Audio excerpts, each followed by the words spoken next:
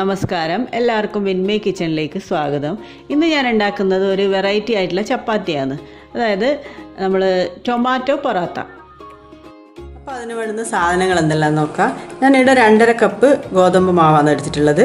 3 തക്കാളി എടുത്തിട്ടുണ്ട്, നല്ല പഴുത്ത തക്കാളി, കുറച്ച് മല്ലിയില, പിന്നെ ഒരു 3 പച്ചമുളക്, ഒരു 8 അല്ലി വെളുത്തുള്ളി, ഒരു ഇഞ്ച് കനത്തിലുള്ള ഇഞ്ചി ഒരു കഷ്ണം, പിന്നെ 2 ടീസ്പൂൺ ഓയിൽ, ആവശ്യത്തിന് ഉപ്പ്, കുറച്ച് പെരുംജീരകം, 1 ടീസ്പൂണോളം പെരുംജീരകം എടുത്തിട്ടുണ്ട്, പിന്നെ കുറച്ച് അയമോദകം എടുത്തിട്ടുണ്ട്. അത് നിങ്ങളടുത്ത് കയ്യിലുണ്ടെങ്കിൽ മാത്രം ഇട്ടാൽ മതി, ഇട്ടിട്ടില്ലെങ്കിൽ പ്രശ്നമൊന്നുമില്ല. ഇട്ടാൽ കുറച്ചും കൂടി ടേസ്റ്റും ഫ്ലേവറും വരും, അത്രയേ ഉള്ളൂ.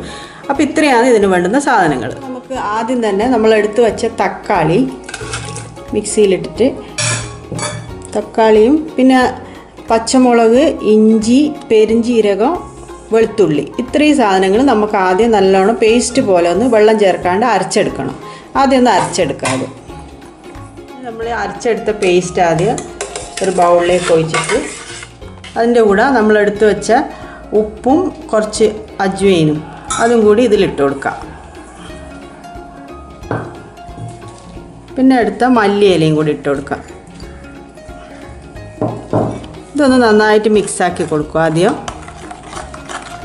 നമ്മൾ ഗോതമ്പ് മാവ് കുറച്ച് ഇട്ടിട്ടൊന്ന് നമുക്ക് ചപ്പാത്തി പരുവത്തിൽ കുഴച്ചെടുക്കാം.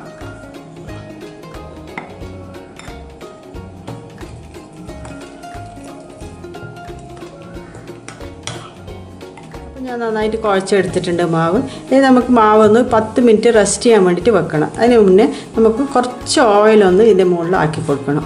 നമ്മളെ മാവ് ഡ്രൈ ആയി പോകാൻ വേണ്ടിയിട്ടാണ്.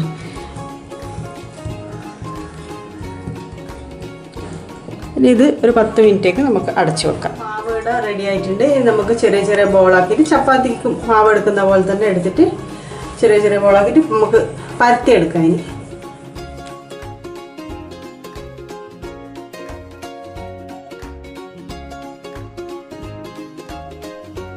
ഇതേപോലെ നമുക്കെല്ലാം പരത്തിയെടുക്കാം. ഇനി ഞാനൊരു തവ ചൂടാക്കാൻ വെച്ചിട്ടുണ്ട്. ഞാനെല്ലാം പരത്തിയെടുത്തത് ഓരോന്നോരോന്നായിട്ട് നമുക്ക് ചുട്ടെടുക്കാം. ഫ്ലെയിം കുറച്ചിട്ട് വേണം നമ്മൾ ഈ പറാത്ത ചുട്ടെടുക്കാൻ വേണ്ടിയിട്ട്. കുറച്ച് എണ്ണ ഒന്ന് സ്പ്രെഡാക്കി കൊടുക്കുക എല്ലായിടത്തും. ഇതാക്കുമ്പോൾ നല്ല മണമാണ്, കാരണം നമ്മൾ ഇതിൽ ഇഞ്ചി, വെളുത്തുള്ളി ഇതെല്ലാം ചേർത്തിട്ടുണ്ടല്ലോ, അരച്ച് പേസ്റ്റാക്കിയതില്ലേ തക്കാളി. നമുക്ക് മറിച്ചിട്ട് കൊടുക്കാം. നല്ല കളറ് വരുന്നുണ്ട് കേട്ടോ നമ്മളെ പറാത്തക്ക്. ഈ ഭാഗത്തും കുറച്ച് എണ്ണ ഒന്ന് സ്പ്രെഡാക്കി കൊടുക്കാം നമുക്ക്.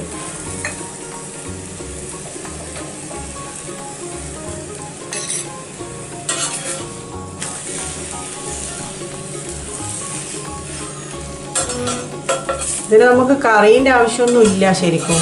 ഈ ഒരു ഇതും അത് അഥവാ എന്തെങ്കിലും കറി അതുപോലത്തെ എന്തെങ്കിലും വേണമെന്നുണ്ടെങ്കിൽ ഒരു അച്ചാറോ അല്ലെങ്കിൽ ഒരു സവാള ഒന്ന് അരിഞ്ഞ് വെച്ചിട്ട് അതും കൂട്ടിയിട്ടോ എങ്ങനെ വേണമെങ്കിലും ഇത് തിന്നാം. കറീൻ്റെ ആവശ്യം വലിങ്ങനെ ഇല്ല ഇതിന്.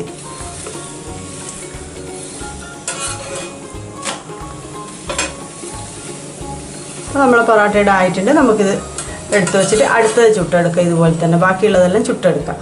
നമ്മൾ ടൊമാറ്റോ പൊറാത്തയുടെ റെഡി ആയിട്ടുണ്ട്. നല്ല സോഫ്റ്റ് ആയിട്ടുള്ള പൊറോത്തയാണിത്.